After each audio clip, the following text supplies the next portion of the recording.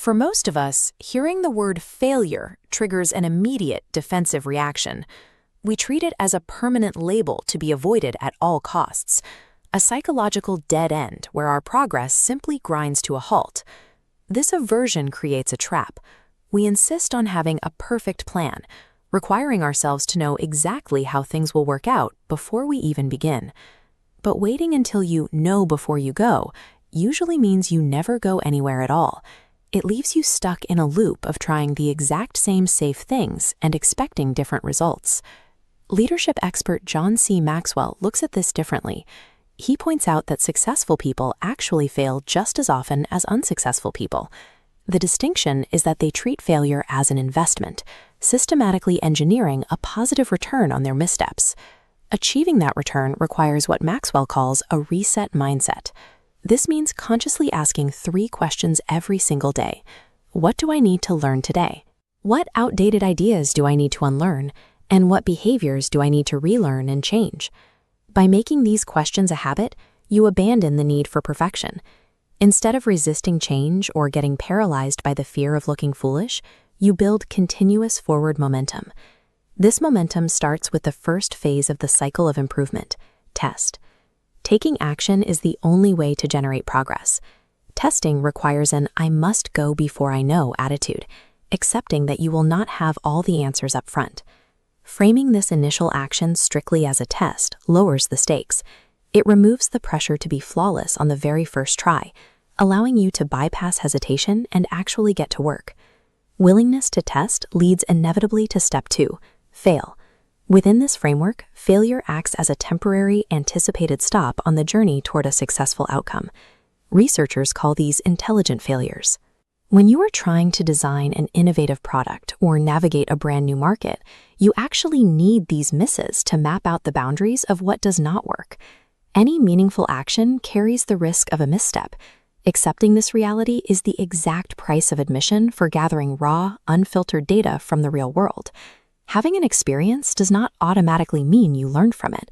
That brings us to step 3, evaluate. The old saying that experience is the best teacher is incomplete.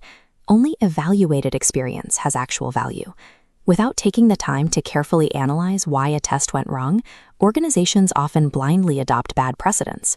They continue following outdated corporate processes or avoiding certain strategies long after the context has changed, simply because someone failed once and no one bothered to figure out why.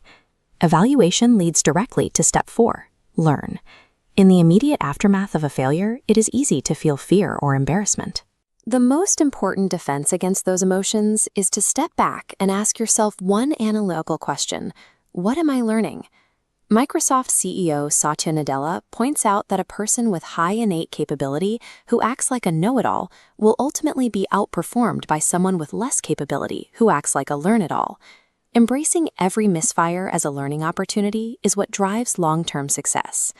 We are rarely good at anything the first time we try it, but by consistently pulling lessons from these early losses, you develop layered learning, stacking small insights over time until they solidify into deep, practical wisdom.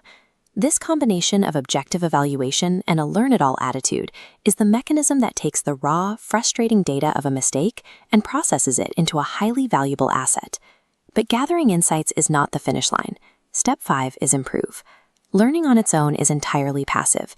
It operates like a good intention. Improvement requires active execution. This means making tangible, structural adjustments to your original approach. You take the evaluated data from your failure and physically change the way you execute the task, which makes the final step possible: re-enter. You have to take the improved strategy and step back into the arena. Many people quit after the first or second failed attempt, never realizing how close they were to getting it right. Completing this final gear rotation closes the loop. It forces theoretical lessons out of your head and into practical reality, ensuring that your next test will be vastly smarter than your first. Viewing these 6 steps as a unified mechanism creates a continuous, iterative engine for development. Each rotation builds on the last, turning individual actions into a compounding growth strategy. Running this cycle repeatedly strips the emotion away from falling short. Failure ceases to be a reflection of your personal identity, turning instead into an impersonal, mechanical tool used explicitly to generate growth. This logic applies just as much to personal daily habits as it does to large-scale business initiatives. Teams that consistently hunt for the lesson in a missed target can pivot and adapt long before a small misstep becomes a total collapse. By intentionally and mechanically cycling through these 6 steps, you eliminate the possibility of truly losing. You simply fail smarter so you can return stronger.